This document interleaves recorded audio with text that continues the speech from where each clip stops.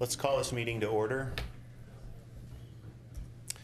Welcome to the public engagement session on the City of Topeka's budget and budget priorities for 2018.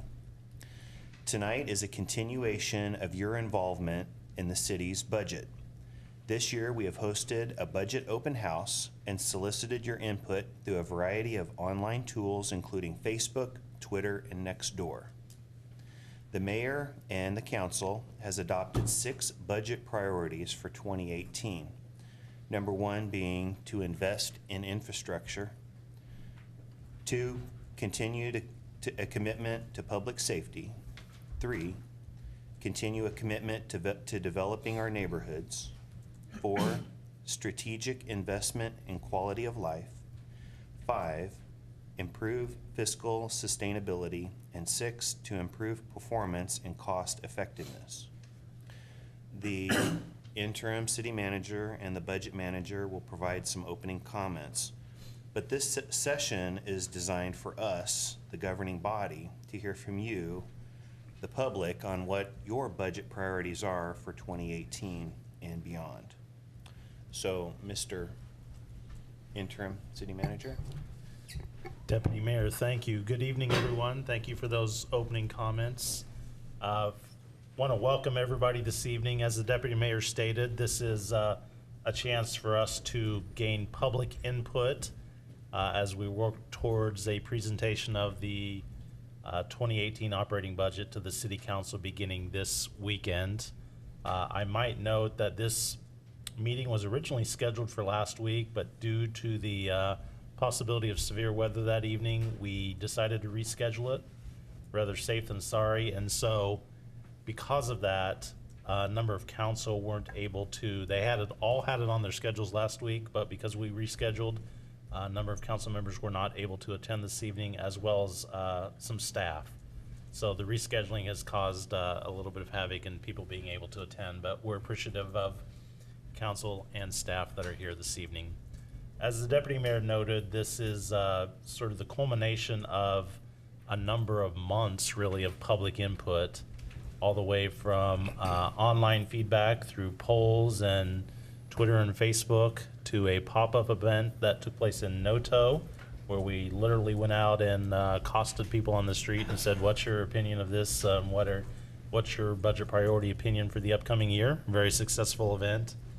And then we also had, of course, the traditional budget open house, which we started a couple years ago, and we did that at the library. It was a chance for departments to show off, showcase what they do, and showcase what they anticipate for the upcoming 2018 budget. Again, we felt a very successful event. And so tonight, again, is the culmination of this process, a chance for us to recognize some final public input before we move on to some more formal processes, which will begin this Saturday with the presentation of the budget to the council. In that vein, we have a number of upcoming meetings scheduled with the governing body to go over the 2018 budget. Those begin Saturday, 9 a.m., bright and early in this room. All the meetings will be in this room, actually. Then we have a meeting on June 6th, which I guess will actually be the council meeting, and we'll be doing department presentations. And then another budget meeting in this room on June 7th, and another budget meeting on June 14th, also in this room. Feel free to attend any and all of those meetings as your schedule might allow. We may end up adding more meetings or taking away meetings depending on what the tenor of the previous meetings are and how well we're getting through the budget and what kind of comments we're getting. But we want it to be a very fluid and open process so that everyone can be comfortable as we're proceeding into the 2018 operating budget. The final housekeeping note I would make before this evening gets underway, really, is that we did have a sign-up sheet, and I believe the Deputy Mayor has that. If you have not yet had a chance to sign up, certainly feel free. Again, this is a fluid process. We don't have quite a rigid structure. A lieutenant back there has another sign-up sheet, which you could certainly see him to get signed back up if you wanted to, or if you feel compelled after you hear some other comments and you want to sign up, please feel free to come to the microphone and share your comments with us. We don't have any sort of strict time limits this evening, but please be reasonable with the length of your comments. Brevity and clarity are always appreciated when we have a number of folks speaking. Finally, I would say, reemphasize what I started with, that the intent this evening is to hear from you, the public. Our budget manager, Nick Hawkins, is going to make some introductory comments, but that's really just about setting the stage. The important thing tonight is to hear from the public about what your budget priorities are for the upcoming year. So we don't have a bunch of formal presentations. Nick will go over something very briefly, and then we'll turn it over to the public for comments. Before Nick gets up, I want to make sure that either Councilman Emerson or Councilwoman De La Isla doesn't have any opening comments that they would like to share. I do. Thank you so much, Interim City Manager, Deputy Mayor. Thank you very much.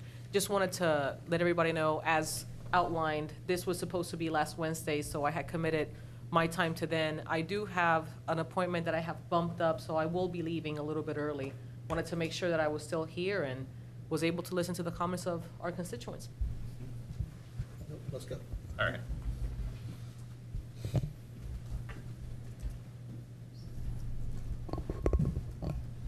sitting down all day, so this is a nice change of pace to stand up for a little bit. My name is Nick Hawkins. I am the Budget and Performance Manager for the City of Topeka, fresh in my 6th week on the job.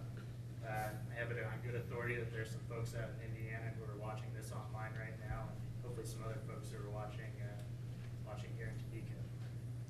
What I'm going to do is just really briefly give a budget overview for the city, talk a little bit about our 2017 budget, give some basics, jump in and talk a little bit more about the 2018 priorities, and then we'll kick it off for your input. So the city of Topeka has a $292 million budget, and when we talk about the budget, a lot of what gets brought up is that it's just a bunch of numbers, but really it's a document that focuses on the priorities for the city. This is really the one document that you see what the city council, what the city government is going to be focusing on for the next year. And it's a critical piece. Again, I said it's $292 million. Broken up, when we look at it by the 6 council priorities, at the overall budget, infrastructure is about 48%. That's your utilities, streets, stormwater, wastewater, and water. And then you've got your public safety, which is another big component of that, your police, fire, internal services, which would be finance, city clerk's office, things like that. City governance, which would be the city manager and his team, and then legal and court, which is municipal court and our legal department. So again, for the overall city budget, half of that is dedicated to infrastructure, but when we look a little bit closer at the general fund, which is about 1/3 of the city's overall budget, and when you get into budget discussion, that's where the most focus turns to. You can see that public safety jumps up and represents about 3/4 of the total budget.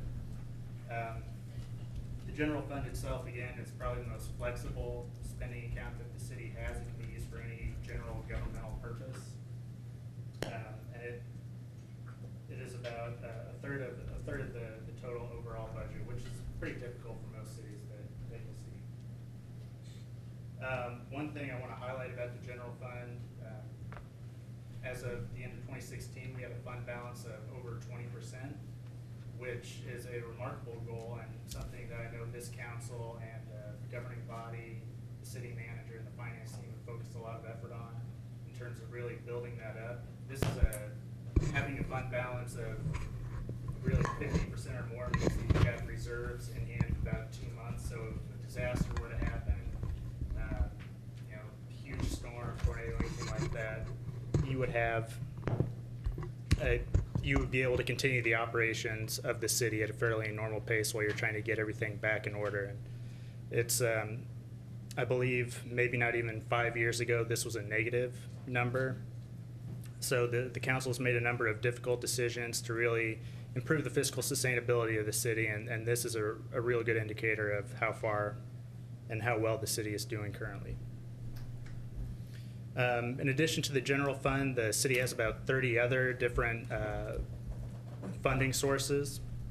I'm going to go just kind of briefly over each one of these. So special revenue funds, these are funds that are dedicated to a specific use. So there's a citywide half-cent sales tax for infrastructure that can only be used for infrastructure. You can't put police or fire expenditures in there. They're funds that are just for a specific use. Debt service funds, this is a way for us to keep track of all the debt in the city. For Topeka, that number is 10%. Again, that's a really good number where I'm coming from in Kansas City. That number is closer to 15 or 20%. And having a number this low allows for more flexibility in terms of getting different funds together.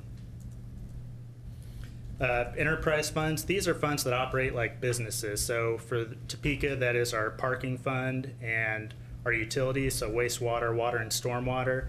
They operate like a private business, so they operate off of the rates that they collect, and that's their source of funding. And occasionally there will be some other things in there, like in the capital improvements plan. They may have some projects from the half-cent sales tax, but primarily all of their operations are within those funds and self-supported.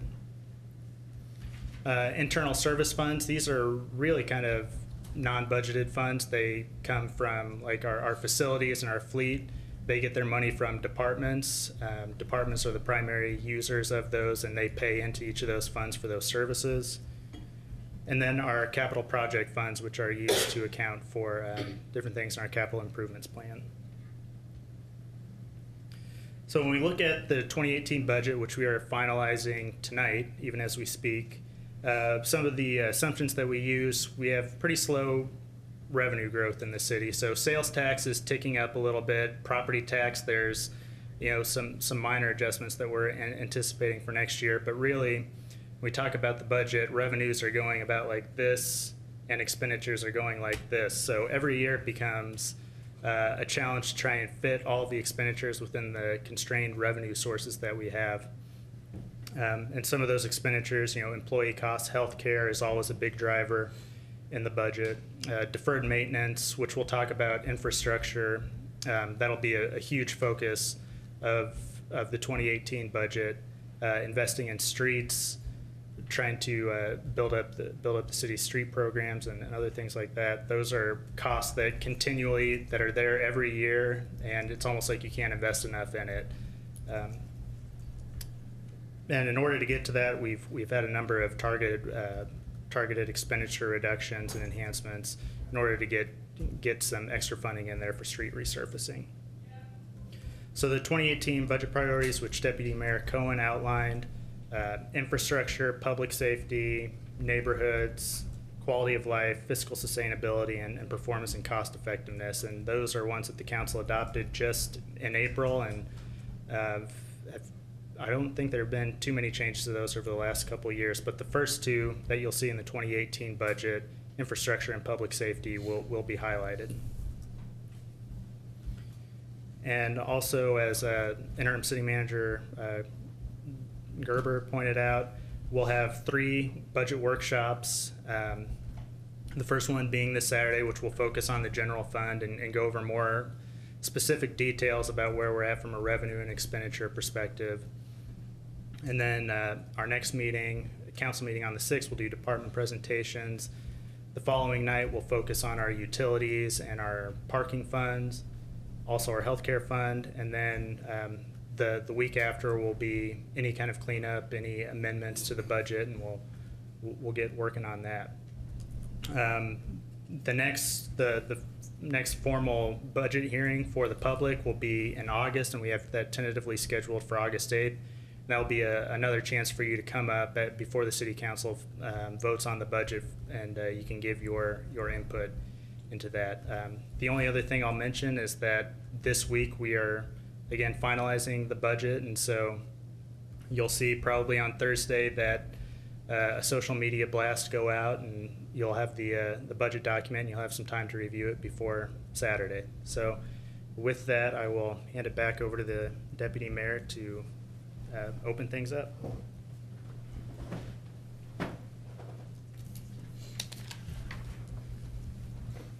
Thank you for that presentation.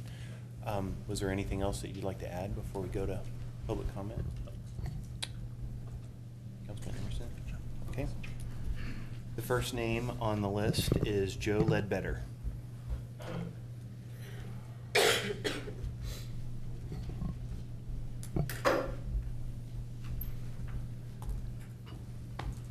Thank you, governing body. I was sitting there working on emails, so wasn't expecting to get up here this quick. So let me go over what's on my mind about our budget. First off,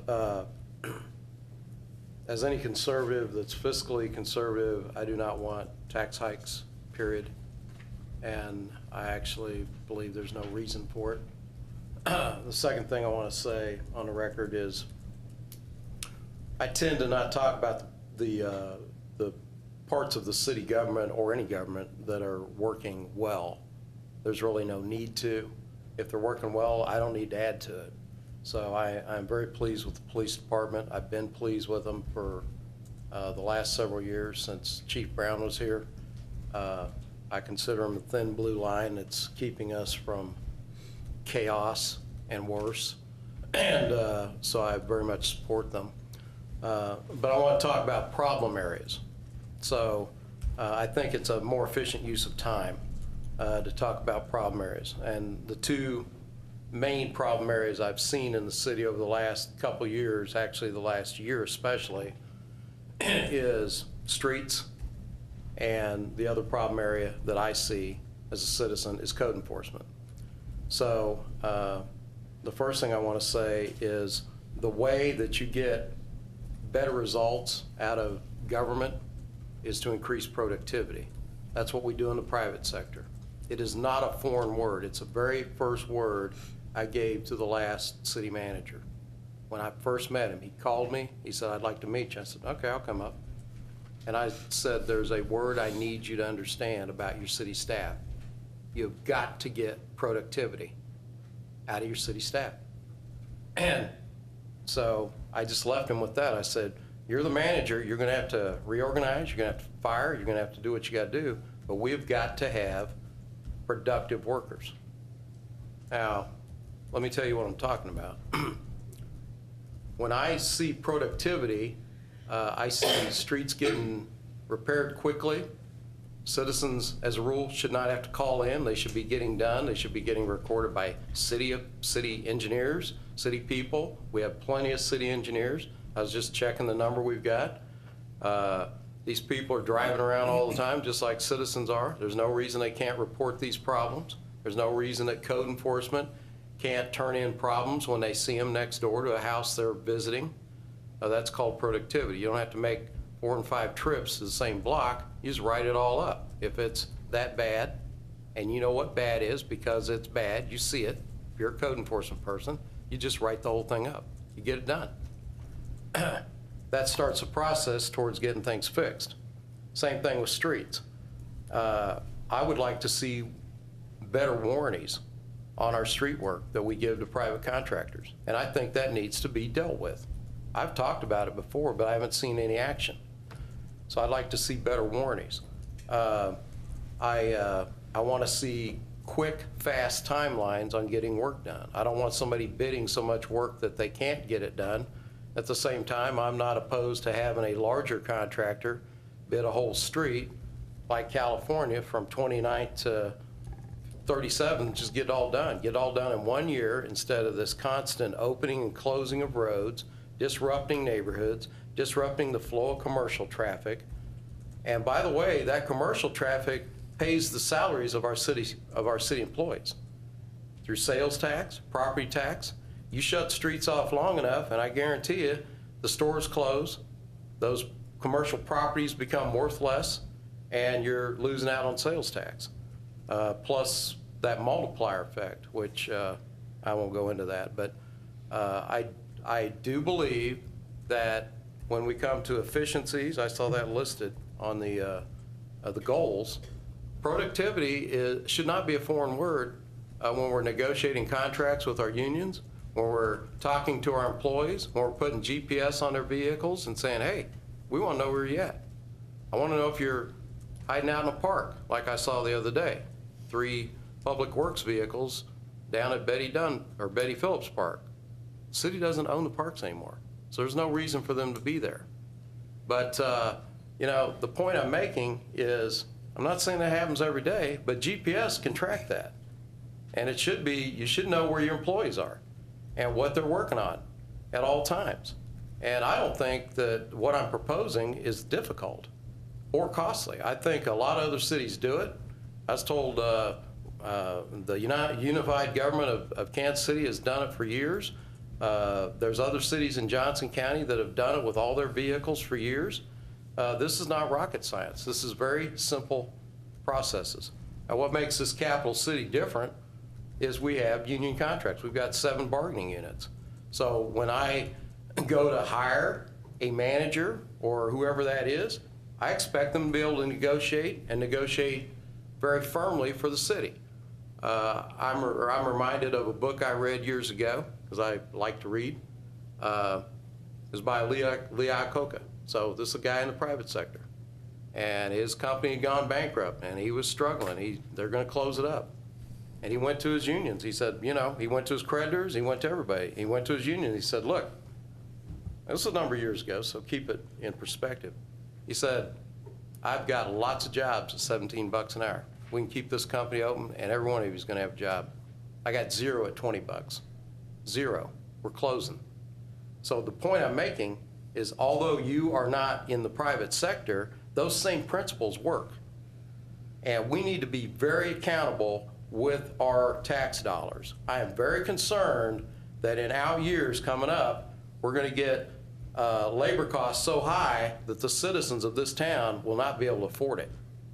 And I'm very concerned that we may reach a tipping point where then we're having to cut positions and services, real services, instead of dealing with productivity issues. Productivity is a good word, and our employees need to know that that's a good word, and they need to respect it. Another thing I want to make sure when we're dealing with productivity, I didn't mean to come up here and lecture, but I got some things I want to say.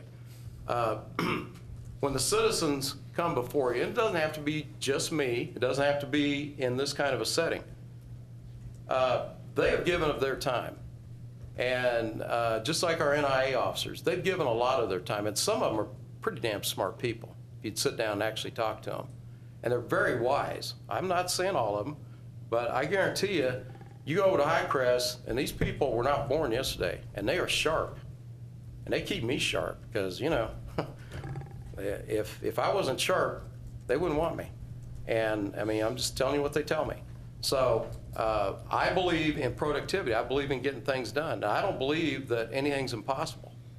I believe that we can have a very productive workforce. We're going to have to fine-tune some things.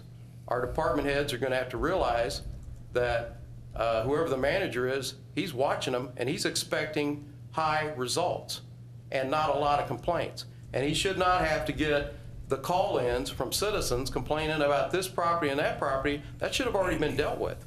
You've got plenty of people in code enforcement. I've looked at their budget. They have plenty of staff to go out and patrol this city and get these problems solved. Plenty. They've got lots of money to work with.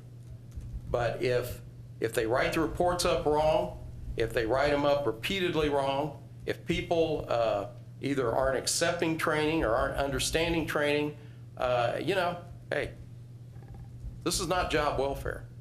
Sometimes people have to go. They're the wrong fit.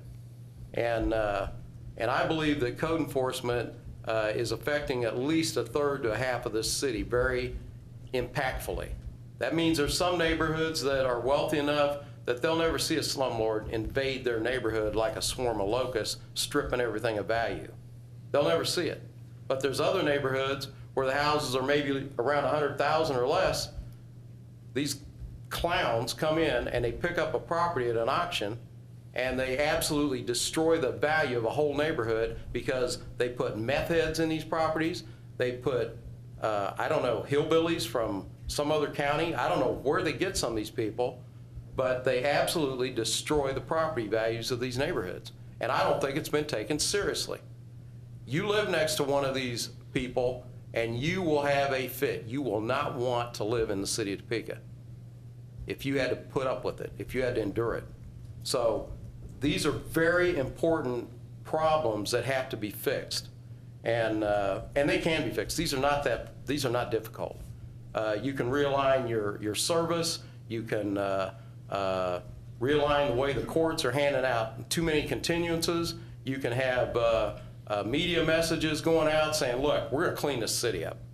And if you're going to buy property here, we expect you to take care of it. And, the excuses are gone. This is an election year. It's not just Highcrest I'm concerned about. I am concerned about the city as a whole. I drive through a lot of it. So I definitely want code enforcement dealt with. Let me finish up on productivity on our streets and roads.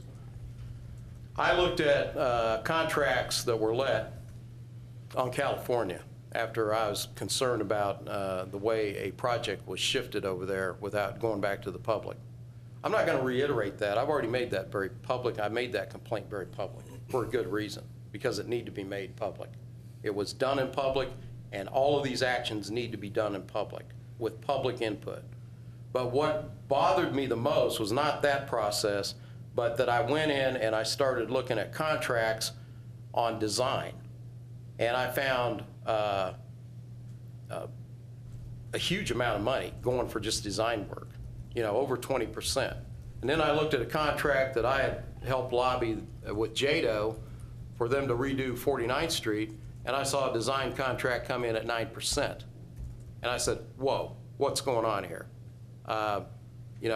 We have got to spend these dollars very frugally and make them stretch. I looked at the contract. I saw $200 an hour for engineers. I'm going, crying out loud, they're charging more than a lot of lawyers.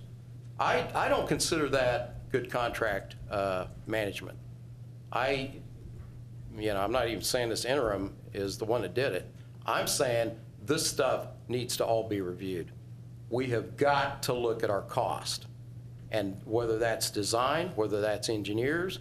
The second thing that I did, I called some people that manage cities, and one of them that managed a city similar in size to Topeka told me that he never has outside design work done on projects of less than $5 million. Well, there were several projects on California that were $1.5 million, and yet we had outside design on it.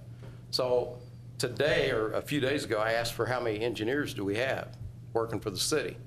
So the numbers I just got, we've got 7 engineers, 5 of them are project engineers, and we've got a head engineer and a deputy engineer, and there's no reason they can't be doing design work. It doesn't take that much supervision to supervise a engineer. If he has to be supervised, he shouldn't be an engineer. It looks like we've got 7 engineers.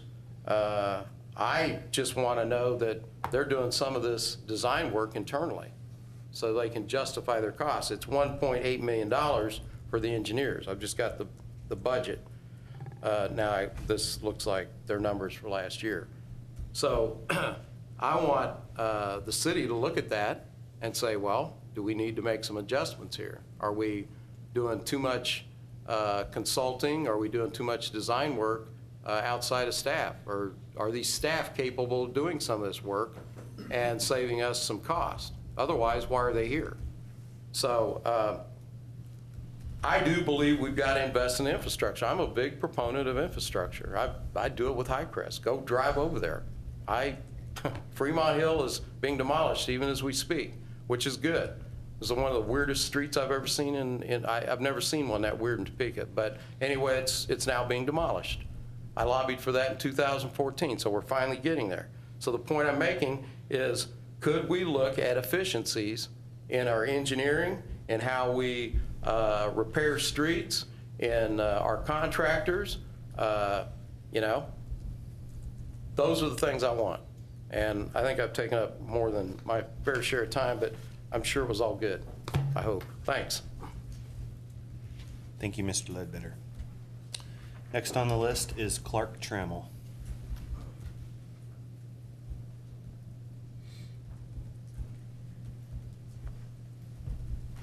It's kind of a hard conversation to follow. Good evening. As I always start off by saying, I want to be a positive part of the conversation. And welcome to you, sir. That was a nice presentation. I appreciate that. What Joe said, and I'm not going to go back over that because you heard it from Joe, I agree with. What I'm going to say to that is I would add to his comments of consideration infrastructure. He had code enforcement and streets. Well, infrastructure is something, as we know, another part of streets and code enforcement is infrastructure to be considered. What I heard Joe say, I totally agree with. But as a businessman, I would say to you, we're here to talk about the budget and the numbers that are in front of us. What he's talking about, in my opinion, are business things that are off balance sheet that directly impact the financial ability of our budget to perform. I absolutely agree with the things that he said. I've seen it. We've all seen it. We don't need to go back over it. But my comment to you is I hope that the city and the city council are having the conversation that Joe brought forward as to where can we find, as this gentleman said, our costs are going up and our revenue staying the same. Well, one way to reduce or to generate revenue is to be more productive. I think that's a conversation that needs to be had, probably not this year, it may be too late, but anytime we plan the budget, we need to have the off-balance sheet conversation as to how do we contract, where do we save money, does that make sense? Are we, as business people in charge of the business of the community, applying the appropriate supervision and leadership to maximize the time that our staff spends and the costs we incorporate into our contracting? So I'm not going to go back through that. I think it's pretty clear what's being said, but there is a balance here because I do think there is a way to generate revenue in the form of productivity going up, bringing costs down, and looking at what we're contracting for. The best contract isn't necessarily the best contract. Sometimes you get a better contract, line item expense, by paying a little bit more, who gets it done faster, and the bottom line is it costs us less than it would have cost us to do the best contract. So I'll leave that as it is. There are two things I would ask that are applicable to the budget calendar. One is, I don't know if you all do trend lines. If not, for the public, if you go in and you look at the CIP, that is mesmerizing all by itself. It's huge, a lot of moving parts. The public isn't really going to get a grip on all that other than the numbers look expensive. I'm going to try to find where my neighborhood fits in for streets and potholes. But there's so much more to that. I think if you were to incorporate into your budget, like tonight or in your other meetings, a 5-year trend line that shows me where our revenue's been, where the expense on certain key line items is. So then I, as somebody that's not involved with the daily productivity of this budget, really can get a grip on it because people are visual. When we see something visually, we understand it better than looking at all those numbers right there and all the pages that go with it. The community isn't going to be able to respond to it because we just aren't going to get it. And those who get it don't have the hours that you all are spending to go through it and then tear it apart item by item, and then you're going to have discussions that's going to last weeks. Well, nobody has that time.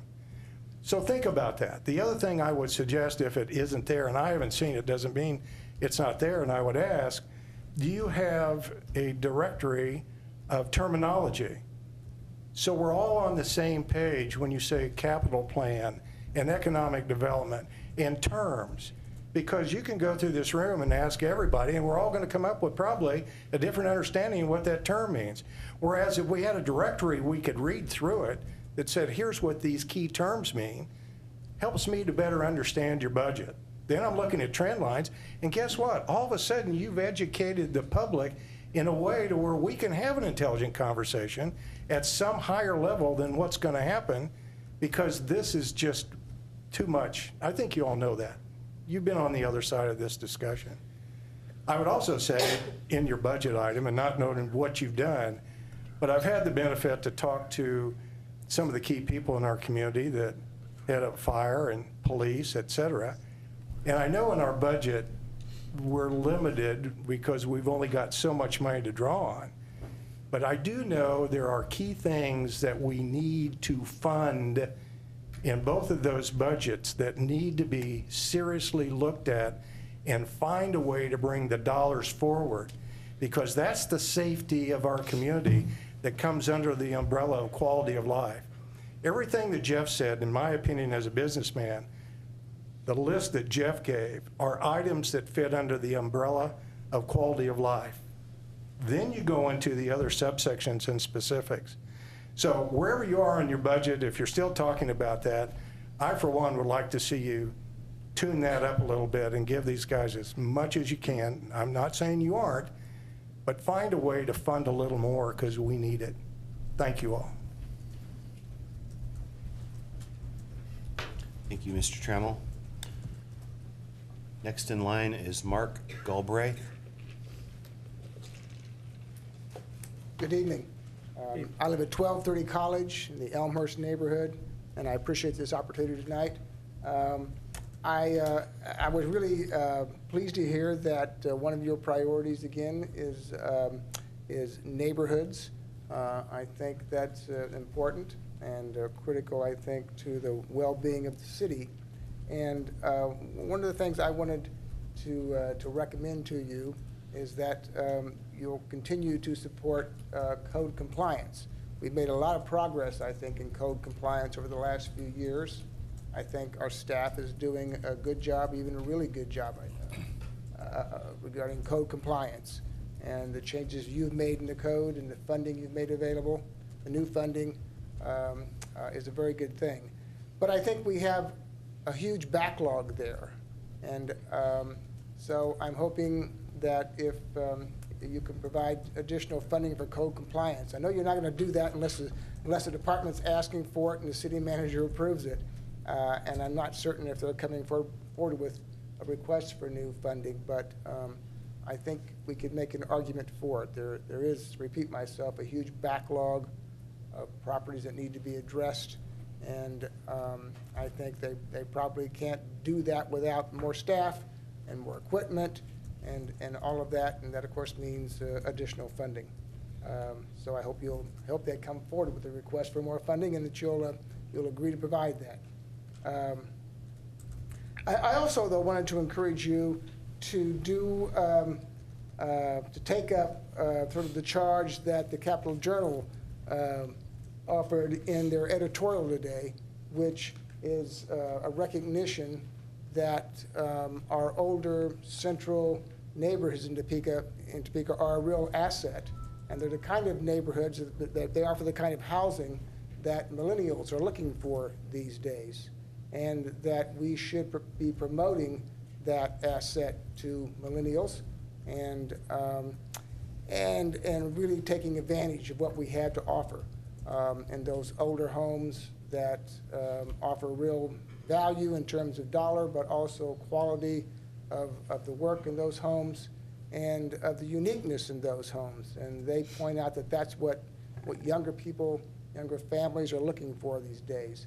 So oftentimes neighborhoods simply don't have the wherewithal to do that kind of promotion. And probably it falls to the city, I assume, if someone's going to do that. And I hope you'll give that some thought, and I hope you'll earmark some dollars to do that. I think that would be a great thing. But I also wanted to encourage you to, in addition to promoting older central neighborhoods in Topeka, but it also includes Oakland and others, earmark some dollars to help encourage families to move into those neighborhoods. And that might take the form of some tax credits or even grants. We've done both. I think we currently offer tax credits of some kind to folks who come in and rehab a house, add to its value. But I think in many ways, the amount of funds that a family could save via that plan is fairly small and maybe doesn't offer all that much of an incentive. I hope you'll take a new look at that and maybe find some way to offer some greater incentive. At one time, we actually offered grants to people who lived in central older neighborhoods to help improve their homes. I think that was during the Joan Wagner's administration. It was a program that lasted for a couple of years. I know in my neighborhood, it made a big difference. And I know that to fund that program would probably mean some other program might not get funded. But I hope you'll look at that and give that some thought. I think it could make a big difference. I think maybe encouraging in some way private developers to come in and do infill in the city would make sense. I think it particularly makes sense given our efforts around walkable neighborhoods, a walkable city. All that seems to sort of dovetail together well, I think. Just some things I'm sort of thinking about and hoping that you'll think about as well. Not very specific, but nevertheless, I hope some things, again, worth thinking about. I don't know where the funding comes from, but I know we send a lot of tax dollars to go to Topeka, and I know that their emphasis is economic development, but I think if we could do something to encourage lots of young people to come to our city, to reside in our older neighborhoods, or to simply remain in the city and move into those neighborhoods and occupy those homes, I think that's akin to economic development in many ways, and I think we can make a strong argument for that. So thanks very much. Thank you for your comments. Next on the list is Sarah Fizel.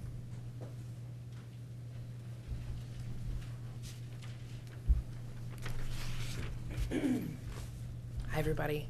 I come here with a dose of gratitude to start. Topeka is one of the few municipalities of our size in recent years who has actually added arts funding. I'm the executive director of Arts Connect, which is our nonprofit arts organization that represents the whole city. So we're sort of responsible for connecting and pushing the arts forward through a variety of types of projects in our community. One of our big things for the last year is when we've been administrators of two $30,000 allocations that came in 2016 and again in 2017, which supported two programs. The first is to increase arts access, and the other would be to increase public art. So those were the two goals of the program.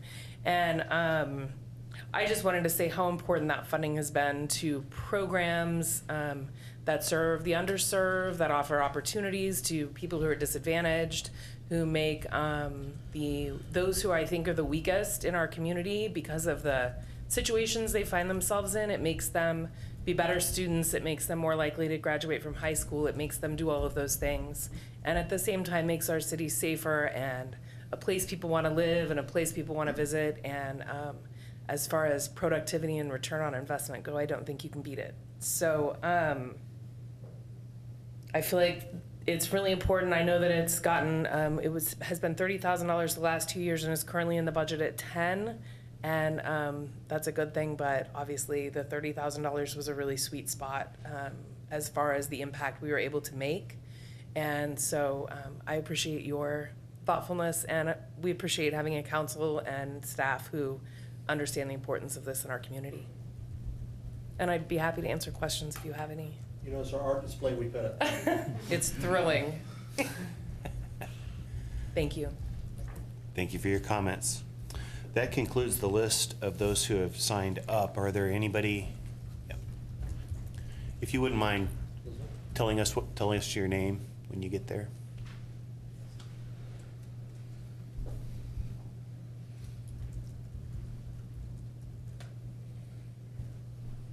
Hello, everyone. My name is Lazone Grays, concerned citizen of Topeka. Appreciate the opportunity to lend some words here. This is sort of part of the annual setting of the budget priorities. Good. I want to address an issue that I have come and spoke to for quite some time, and hopefully can get some action and traction on it this time around. In your part of the city code, and I am concerned about the procurement and utilization of women, minority, social and economic disadvantaged businesses, the city utilization.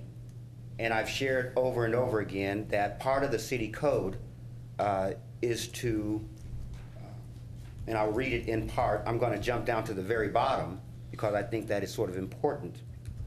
There's supposed to be a program review committee that reports to the city council on a quarterly basis through the city manager, and the findings of the review and analysis, minority business enterprise, women business enterprise, and disadvantaged business enterprise participation and utilization.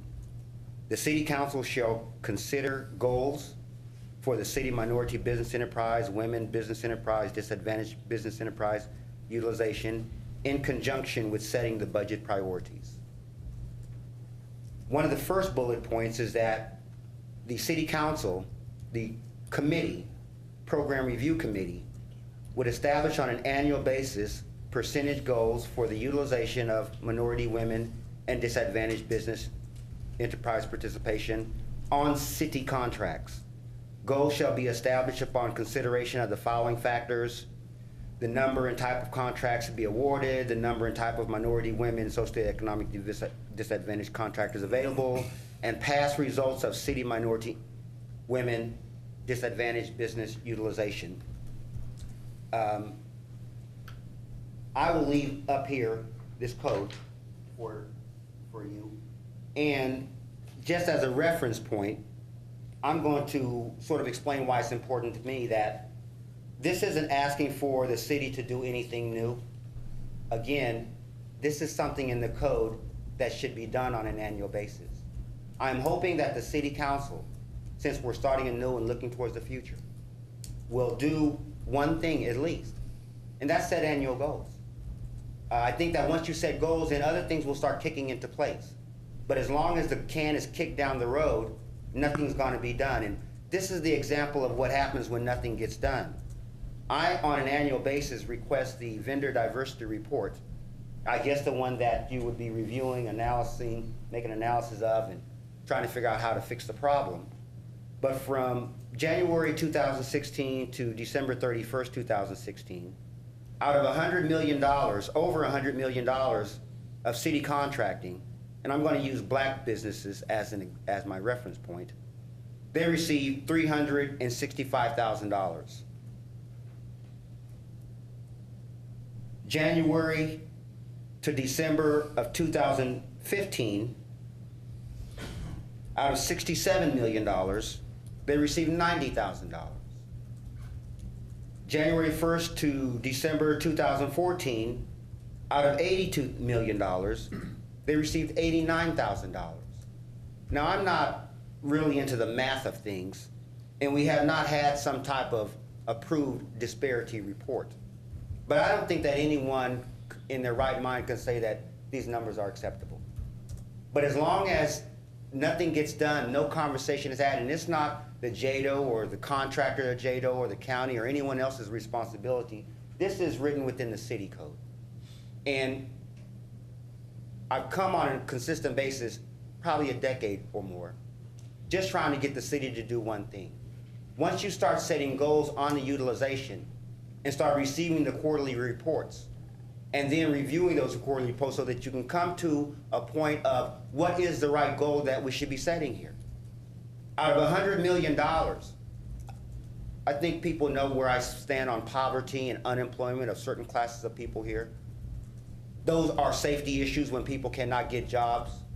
When they see other people making the money out of $100 million and they cannot get any of the work. I do not believe that this is rocket science. I believe that there's something that can be done. Maybe the council have to set up a committee or something to examine. I already have ideas. I'm working with Glenda Washington with Go Topeka. I have things to propose to the city council. I would like to see some type of resolve within this administration instead of this issue keep getting kicked like a can down the road. Because like a good Labrador retriever, I'm gonna go and retrieve it and bring it right back to the table. One each year. This is, I'm hoping, Deputy Mayor, that you will take this city code and you will make it a part of your discussion as city council members, new city council members. I want you to know that this is not an issue that is just popping up all of a sudden. I've read some of the numbers. I could go back 15 years on these numbers. That this administration is one that finally does the right thing, set goals, require quarterly reports, work with community organizations and entities and individuals who care, and so that we can blend some of the contracts of this $1 million with the people. What good is it having funding a learning or a trade skill center when all the people, the fathers, are still unemployed in the city, watching their tax dollars go to other people and they can't get a job on them? This is not rocket science. And I would be more than willing to, I am going to share my ideas and my suggestions with the city council, and hopefully Glenda, Washington, Go Topeka, and others may have some ideas on their own. But it's better to try something and fail than do nothing at all. We may try something and it works. So thank you for your time. Thank you for your comments.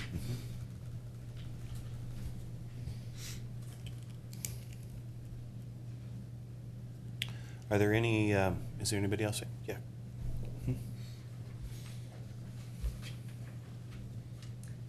Thank you for your time. I'm Scott Bowman. I'm at 3339 Southwest Watson. Basically, I have a couple of things I'd like to talk to real quick. I have questions, if anybody could speak to what the demolition program is, what the Topeka Opportunity to Own program is. Is the SORT target area rehab, is that the what is it, Special Operations Response Team for the prisons? Is that related to that? I don't know if anybody can speak to that. And I'm also curious what the emergency program is, if anybody could speak to those things. As far as what I personally, as a citizen, would like to see, I would like to see a little more prioritization improvement. I'd like to see streets be a bigger concern. I would like to see more development in central Topeka. I'd like to see more neighborhood improvement happen overall in the city, especially in the poorer areas. I believe that a rising tide will float all boats. And so if we can improve the areas that are a little more downtrodden, I think it's going to lift Topeka. It's going to invite new jobs. It'll invite new tourism. You know, a lot of opportunities are going to open up because of that. I think that's about all I have. I like to keep it brief.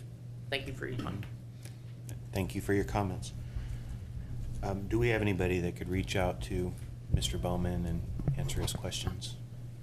Deputy Mayor, yes, we can either visit with Mr. Bowman right afterwards, or we're glad to schedule an appointment and go through whatever might be on your mind. Okay. Does anybody else want to comment today? Okay. Mr. Interim City Manager, do you have a wrap-up or anything for us tonight? Deputy Mayor, thank you. Don't necessarily have a wrap-up. I would just reiterate some of what's already been said, that as Mr. Hawkins said, we are going through finalizing the budget for 2018. We'll incorporate the comments tonight that we can, and then as he noted, we will release the budget in a media blast on, we'll get the budget to the council in the next few days and then get it out to the media and a link to the budget book also in the very near term, and then we'll have our first formal meeting with the governing body this Saturday in this room, bright and early at 9 o'clock. And that will officially kick off our 2018 budget process. Okay. Very good. Thank you. Does anybody have anything else to cover in our meeting today? Then we're adjourned. Thank you. Thank you. Did you guys want the sign-in sheet? Does it matter?